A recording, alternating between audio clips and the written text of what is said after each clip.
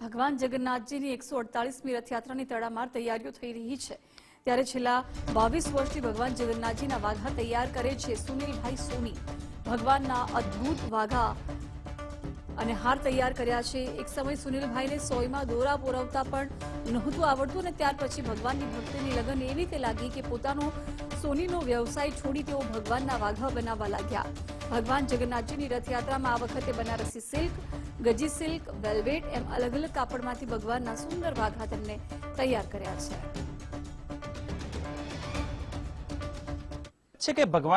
ભગવાનની ભક્તિની જેને લગન લાગી તેને કંઈ શીખવાની જરૂર નથી પડતી।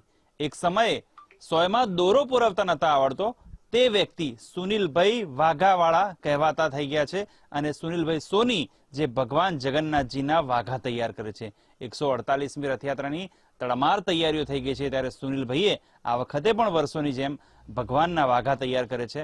વાત કરીશું સુનિલભાઈ પાસે। સુનિલભાઈ, છેલ્લા 22 વર્ષથી આપ ભગવાનના વાઘા તૈયાર કરી રહ્યા છો। કેવી રીતે શરૂઆત કરી હતી અને કેટલી અને કેવી અનુભૂતિ થાય છે જ્યારે તમારો વ્યવસાય ચેન્જ થઈ ગયો ભગવાનના જે સાનિધ્યમાં આવ્યા બાદ? જય જગન્નાથ। શરૂઆત તો મારી નહીં, દરેકની શરૂઆત તો કસોટી ભરી જ હોય છે।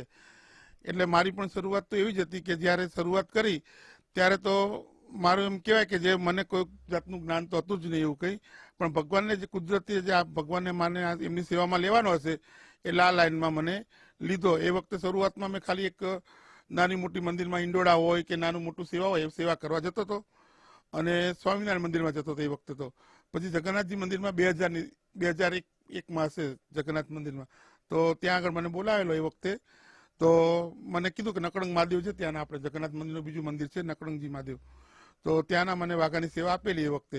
એ વખતે 2 વર્ષ મેં નકળંગ મહાદેવની સેવા કરી અને 2004ની અંદર હું જગન્નાથજી મંદિર માટે મને પાઘ માટે બોલાવેલો કે ભાઈ પાઘ તમે ભગવાનની આ વખતે કઈ સુંદર પાઘડી બનાવો ભગવાન માટે કે।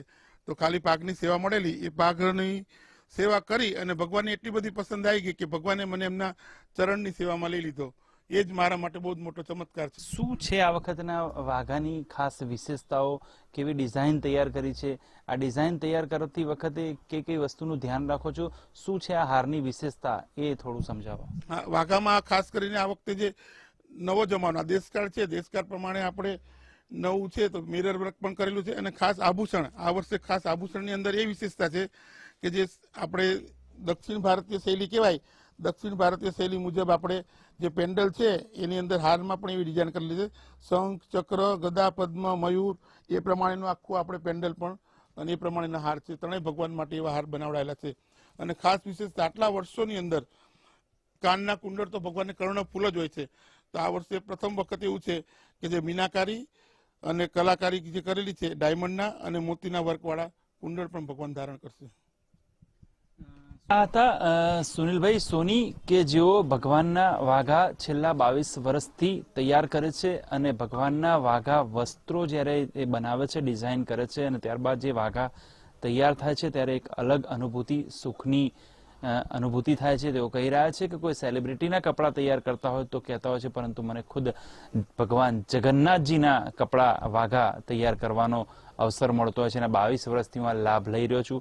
આ લાભના સાથે મને અનેક ફાયદા પણ થયા છે અને અનેક આશીર્વાદ પણ તેમના મળ્યા છે। કેમેરા પર્સન અંકિત દવે સાથે સચિન કડિયા, ગુજરાત ફર્સ્ટ, અમદાવાદ।